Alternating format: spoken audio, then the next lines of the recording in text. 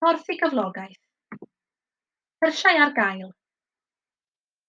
Caiff y cwrs Porth i Gyflogaeth uredig o gampws Nant Garw ar gyfer yr holl dysgwyr sydd yng Ngholeg y Cymoedd yn astudio ar gwrs cam 2 neu 3. Disgrifiad o'r cwrs.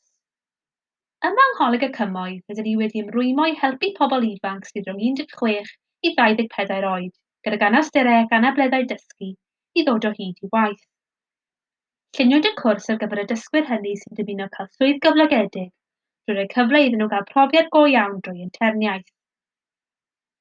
Lluniwyd y cwrs i fod yn flwyddyn derbynnol y dysgwr mewn addysg, a bydd yn cynnig cyfle gwych i bontio i fyd gwaith.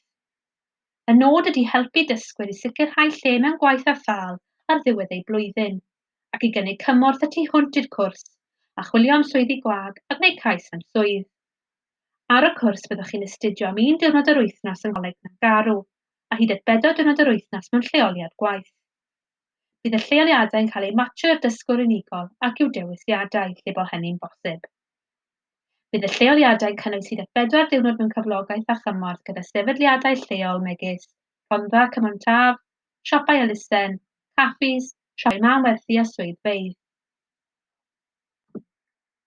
Meini prawf mynediad. Rhaid i chi fod wedi astudio yng Ngholeg y Cymoedd am o leiaf flwyddyn ar gwrs cyfnod 2 neu cyfnod 3. Dydy'r rhaglen hon ddim yn agored i ymgeiswyr uniongyrchol ar hyn o bryd.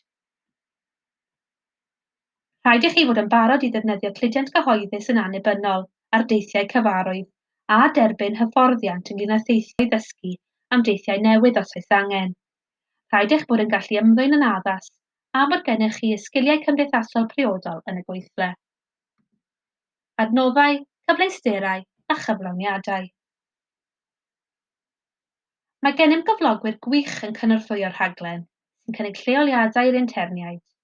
Er enghraifft, Cyngor Rhondda Cynon Taf sy'n cynnig swyddi ym maes hamdden, mewn parciau, swyddfeydd a prosiectau awyr agored, a siopau elusen fel Too Good to Waste sy'n cynnig hyfforddiant mewn ymrywiaeth o rolau. Mae gennym un intern sydd wedi cael cynnig cyflogaeth gyda Rhondda Cynon Taf ac interniad eraill sydd wedi cael cynnig oriau achlysurol yn ei maes dywysol. Hyfforddwr swyddi.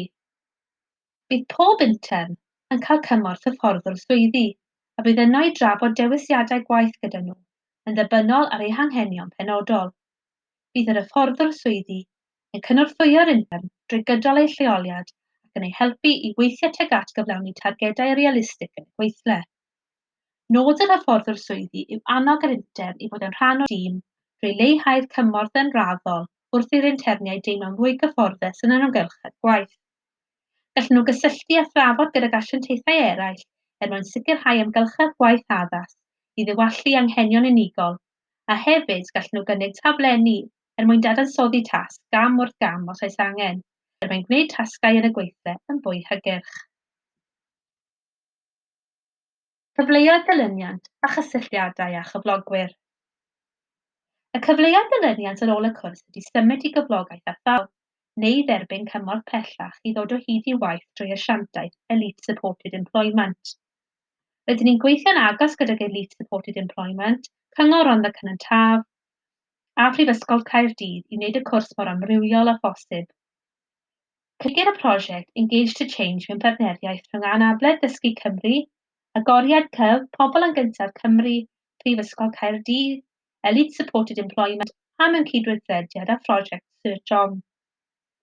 Mae'r prosiect yn cael ei ariannu gan Gronfa Gymunedol y Loteri Cenedlaethol, mewn partneriaeth gyda Llywodraeth Cymru, drwy raglen Getting Ahead 2.